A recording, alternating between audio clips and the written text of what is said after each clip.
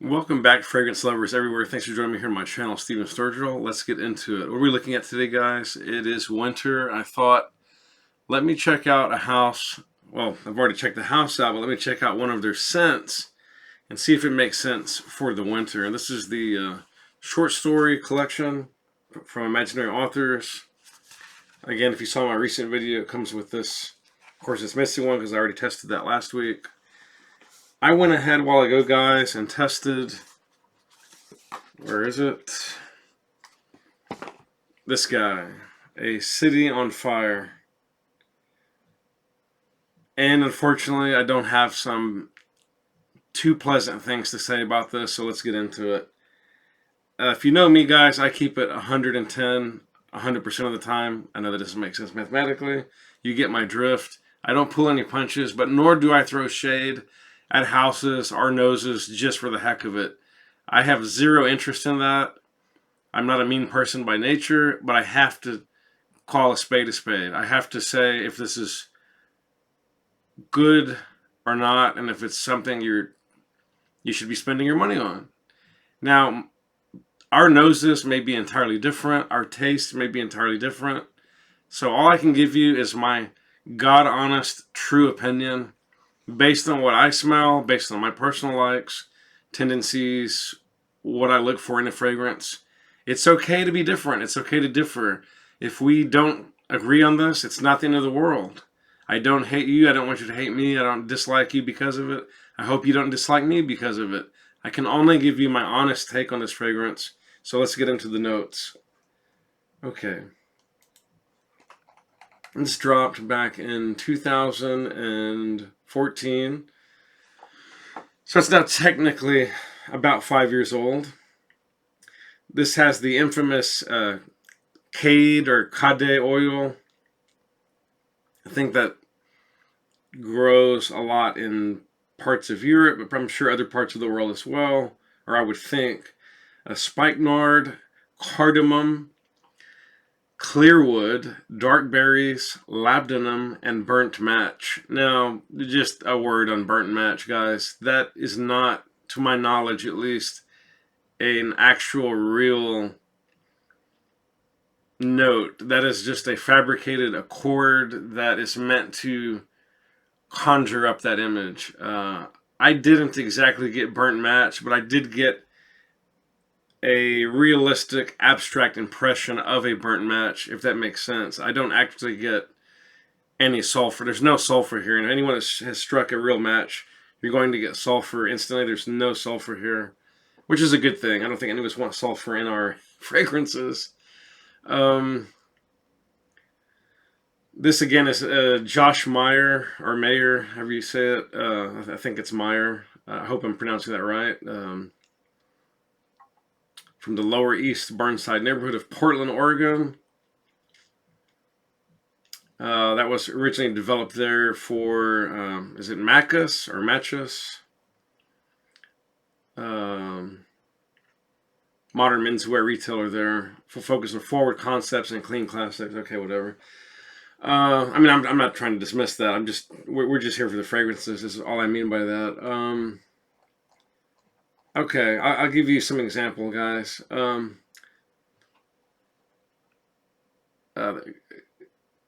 One gal on here loves it, scored it. I mean, on Fragrantica, loved it, scored it perfectly.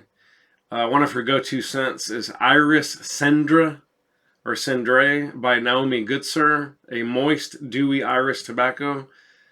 Her second favorite scent from the nose of Julien Rasquinet, or Rasquinet, if you want to type that up in English and look for it, Google it. She said it's daring yet wearable, and that other smoky scents are either boring or have a stench that is too challenging or barbecue-like. Okay. Right below that, another guy says, really weak stuff, no long, no sillage, max 30 minutes, 20 sprays, and no one smells nothing. Of course, that's not correct English, but he's clearly a foreigner. I think he's Polish or something like that. He goes on to say, strange and interesting opening, but I think it is the same DNA like Alexander J. Osent Black. Never smelled that, but I'll take his word for it with a grain of salt.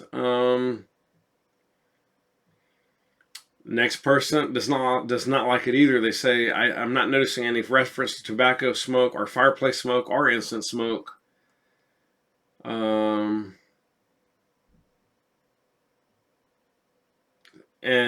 I think it is best to leave well enough alone. Let it be. They didn't like it. One after that says I'm gonna get to the end. It's just unwearable, and smells like a singed carpet and furniture to the charred wood frames, like a house burnt down to the ground, literally, like you're rummaging through the remains of a fire disaster. There's nothing appealing about this unless you like the artistic direction of taking the fragrance name to a literal level. One after that, definitely a strange one, strange but admirable. And at the end, they do well before the end. They compare it to smoked bacon in a campfire, something synthetic burning. Very vaguely reminded them of L'air du Désert Marocain by Andy Tower. Conceptually interesting, but very difficult to wear. Now the next person loved it. They called it an effing brilliant composition. Smash fave. Can't wait to wear it more when my bottle. Okay, Okay, he loved it. Next person compared it to after 2 hours on skin to 85% plum japonais. I hope that's not true, and I'll get into that in a second. Next one liked it, didn't love it. So on and so forth.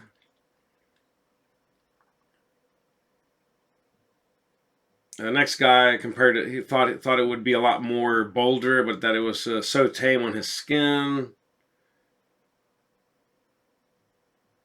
Another person said it smells like their boyfriend's hair after a barbecue or a campfire, and that they get a burnt plastic note.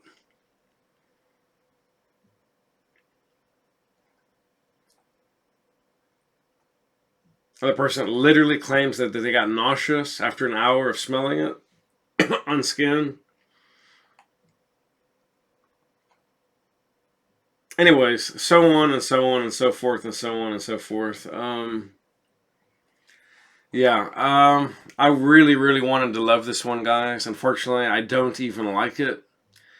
Let me say the good, and then I'll get into the very, very negative points for it for me. The good is this, and it's very little and very, very narrow.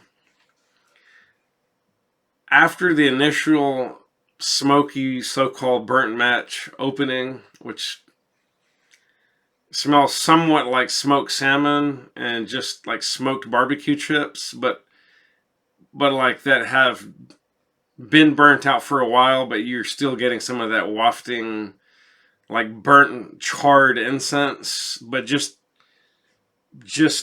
like you're getting it, but the essence of it is toned way down, like it's been out there for however many hours, right? The labdanum comes in very slowly, and there's a hint of being like in the woods, like a very dark, damp, dank, woodsy bark undergrowth, almost mineral scent. I'm not talking green here at all. There's nothing green about this scent, but there are smells kind of like this in nature. If you've ever been into deep forests and canyons, if you combine the campfire idea with the burnt out charred wood with something in the actual bark itself that's sort of dank and dark and mysterious with like a mineral note, as that dies down, it becomes more wearable to me and more tolerable. And that little bitty phase of the scent for me is, dare I say, almost okay. It's not that unique. It's not that great. It's unique, but it's not that great. And I find that the fragrance as a whole is very narrowly pitched. Just as a barometer of like, if you do traditional perfumery and you have your sort of, if you combine Chinese herbalism with your 5-pointed Taoist star, you have the 5 energies, right? And we see that in Ayurvedic as well, and things like that. So what I'm getting at is, even in traditional perfumery, you have lots of elements that bleed into each other. You can have mineral metallics bleed into spices and herbs, especially florals and things that are herbaceous and green, like trees and things like that, and sap and things like that. And they all sort of can connect at some point, but they're all quite distinct as well for the most part. This feels like it left at least 3 categories out, maybe 4, and so it's just very, very narrow, if that makes sense. It's this, and maybe a little of that, and that's it. And I'm left with like a smoked out essence of some kind of, 5-day-old barbecue pit with like charred ash of tree bark, if that makes sense.